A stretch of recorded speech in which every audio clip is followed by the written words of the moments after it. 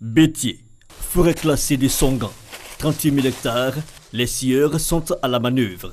À l'aide de ces GPS, on détecte les bois qui sont à exploiter. Donc une fois les bois sont sélectionnés, les scieurs passent à l'abattage. La tronçonneuse dévore les essences. Ce fraqué, long de 20 mètres et vieux d'une quinzaine d'années, fait partie des 2502 essences principales qui seront coupées sur cette exploitation pendant au moins 3 mois. Les billes abattues sont marquées pour s'assurer de leur traçabilité. Contrairement à ce que l'on pourrait croire, cette exploitation en forêt classée n'est pas illégale. Une forêt classée est aménagée en 3 zones appelées des séries. Une série de protection, une série de reconstitution et une série de production. Dans cette dernière, la SODEFOR autorise la coupe des grumes pour permettre à la forêt de se régénérer. L'arbre à abattre doit mesurer au minimum 15 mètres. Les agents de la police forestière veillent au respect du cahier de charges. Nous contrôlons l'autorisation, le contrat qui lie la société d'exploitation avec la SODEFOR. Donc, pour voir un peu l'authenticité. Chaque bille est enregistrée systématiquement dans le carnet de périmètre le jour de son abattage. Ce principe n'est pas toujours respecté. C'est une infraction, tout comme l'absence d'autorisation de reprise d'activité. Chaque année, en moyenne, 300 autorisations de reprise d'activité sont accordées par le ministère des Eaux et Forêts. Pour chaque tige, l'exploitant forestier basé à Zopé verse entre 50 000 et 75 000 francs CFA à l'État de Côte d'Ivoire. Près d'1,8 milliard de francs CFA seront donc versés à l'État en contrepartie des 2502 billes exploitées. Passé l'étape en forêt, les corridors sont aussi émaillés de postes de contrôle. Ce produit ne doit plus être utilisé avant tout règlement de situation. Ce grumier transfère des billes d'une scierie à une autre. Le cubage des grumes ne correspond pas à ce qui est déclaré. Il faut que ça soit fait dans les règles de l'art. On va prendre les numéros qu'on voit et essayer de faire les confrontations au bureau. La scierie est la deuxième étape dans la chaîne d'exploitation du bois. Si tout va bien, en saison sèche, on part d'environ 250 mètres carrés par jour. Les planches et produits finis seront exportés pour la plupart, mais 10 à 15% des productions doivent être réservées au marché local. Ce n'est pas toujours le cas.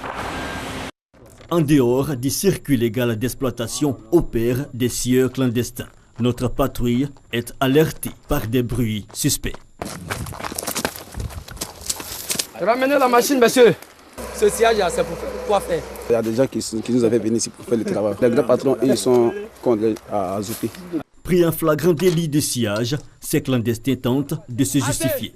Ce document qu'elle vous a remis là, elle ne vous a pas dit que ça vous autorise à faire le sillage. Officiellement interdit en Côte d'Ivoire, le sillage à façon est estimé entre 1,5 et 3 millions de mètres cubes de volume de bois par an. Pour lutter contre ce fléau, plusieurs mesures ont été arrêtées, notamment l'interdiction de la coupe des essences nobles au-delà du 8e parallèle. En rouge, c'est le dernier périmètre qui fait la limite avec le 8e parallèle. Elle n'est pas matérialisée physiquement comme vous le voyez, mais avec les appareils, on sait où l'exploitation doit s'arrêter. Cette ligne imaginaire traverse le village de Toro, situé à cheval entre Aboaké et Katiola. Donc là, on est en plein sur le 8e parallèle.